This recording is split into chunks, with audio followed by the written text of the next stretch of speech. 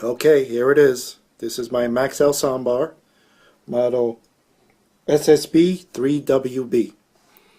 Okay, let me give you the specs really quick. It has four 10-watt speakers and has a 30-watt subwoofer, making a total of 70 watts.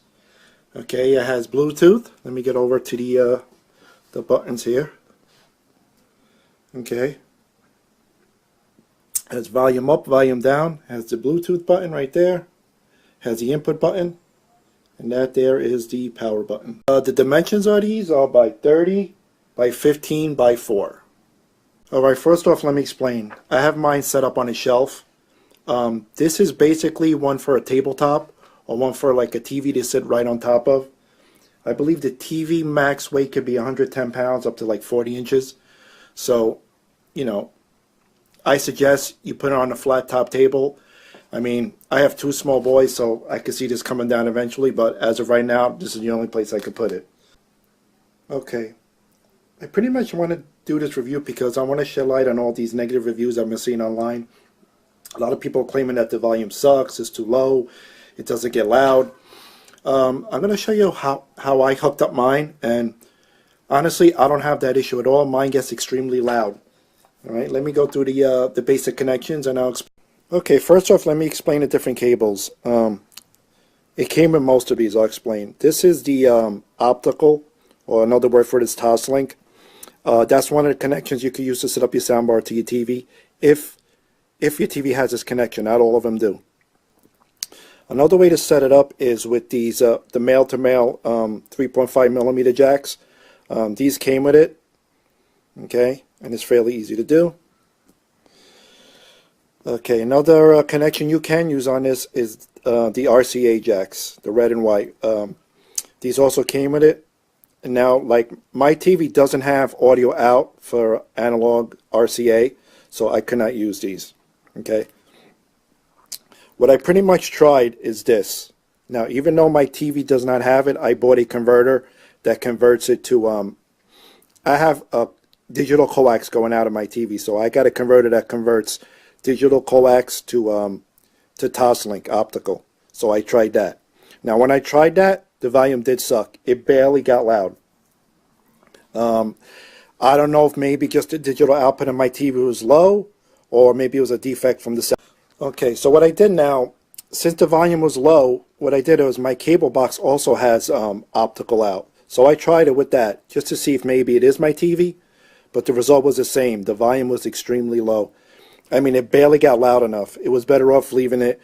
It's better off taking out the soundbar, just listening straight to the TV. That's how low it was. So I do get the reviews on that part. Okay, let's go to the two best ways I think you should hook up your soundbar. The first way you should try is the male-to-male 3.5 millimeter headphone jacks. These work the same way as, let's say, you would plug in your headphones to your iPod or your iPhone. What it does is, once you plug this into your TV, it's going to mute it completely. Okay, which is a good thing, because now you have control of the output volume. That means you could put up the volume on the TV, which means you're going to set a louder signal through the cable into your soundbar. Okay, this is the way I have mine hooked up. It's a 3.5 millimeter male. What it does, it converts over to the RCA jacks. Okay. Notice the thickness of this cable. I got these at Monoprice. You want to try to get a good quality cable only because there's a lot of wires and there might be some interference and noise in the background. So a good cable would actually prevent that from happening. Okay, one of the benefits I prefer analog over the digital connection besides the low volume is this soundbar is equipped with an automatic function. When your TV turns on, it sends a signal through the analog cable and your soundbar will automatically turn on, which is good because it eliminates the need of extra remotes laying around. Okay, speaking of the remotes, this is the actual remote that it came with.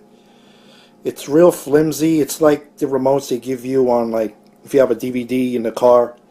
It works on one of those CR32 batteries, you know, those thin watch batteries. I honestly don't use it. I have it pre-programmed on my universal remote, but this is pretty much the only way to control the volume unless you want to get up and press the buttons on the actual unit itself. Okay, let me show you how I set up my TV. Okay, what I want to do first is I'll take the volume from the TV now, not the soundbar, and I will bring up the volume till about 40 to halfway. Okay, so let me bring that up.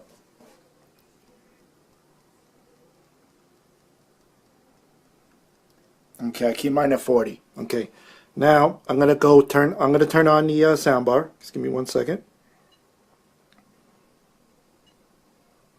Okay, just turned red.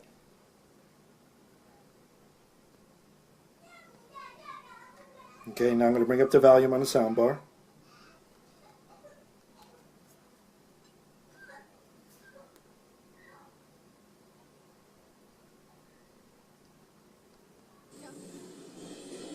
In a brand new game shaker, they're launching a hot new game.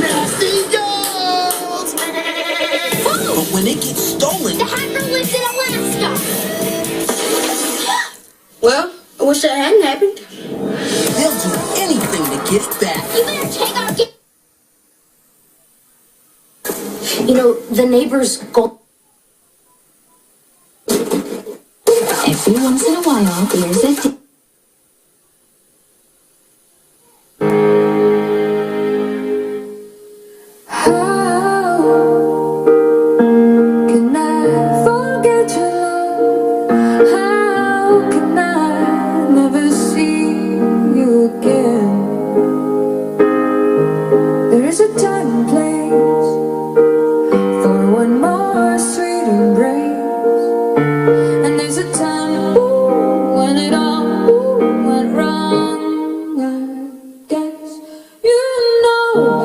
Okay, as you can see, that was pretty loud. It had good sound. It had decent balance. But, you know, as part of those beta reviews saying the volume was low, I do believe that was because of maybe you're using the digital output instead of the analog. So my suggestion is to use either the male-to-male 3.5 millimeter headphone jacks, or use the converter, the 3.5 millimeter jack to the RCA plugs. Alright, before we end the video, I will walk around the unit so you guys can get a good look at it.